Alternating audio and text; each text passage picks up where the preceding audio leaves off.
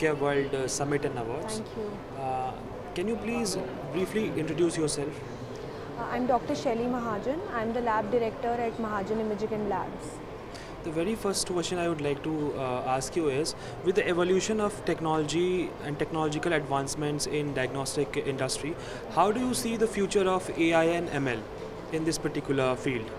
Absolutely. So I think we are practicing in an era where the patient is very, very intelligent. They want the best quality services in the best price at the best turnaround time. So all of that is possible only with artificial intelligence and automation. It's kind of like a chicken and egg situation right now. We give better quality and better turnaround times with automation, and then the patient's expectations rise, and then we have to do more. So it's like that.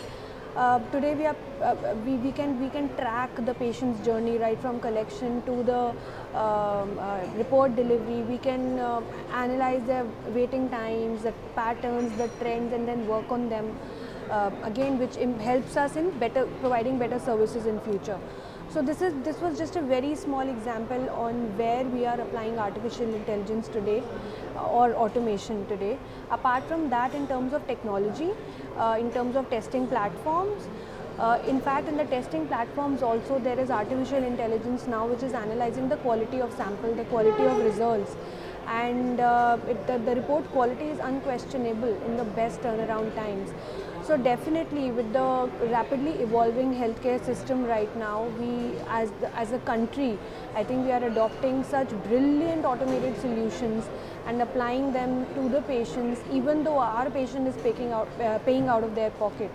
So I think the future is very, very bright, and eventually and gradually most of the things we are doing manually today will be converted to automated and artificially intelligent, and definitely we'll be able to provide much better service to the patients in the coming future. And ma'am, during the process of tracking the patients, how a company can maintain the privacy and ethical standards? So yeah, absolutely. So we pay very stringent check on that. No data of the patient can be shared outside the company. In fact, the access to those softwares or to those platforms is also very restricted. Whoever needs to be on the platform will be on the platform.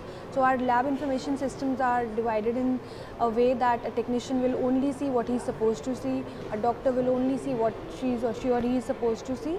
So that's how it works. There are agreements which are signed, there are regular audits which are done on these dummy audits on these softwares. Although there are no ethical guidelines as such in this space right now in the country, but definitely the data sharing and who owns the data point is very well taken care of. But that said, there are no guidelines, and I think the data should only be used for optimization and betterment of the organization's services and nothing else.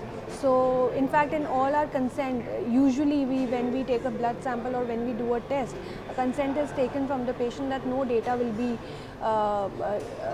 used for commercial purposes and will only be used for research purposes in an anonymized manner. So all of those consents are taken, but apart from that, no data is leaked to any source other than that. Thank you so much, ma'am. Pleasure talking to you. Thank you so much.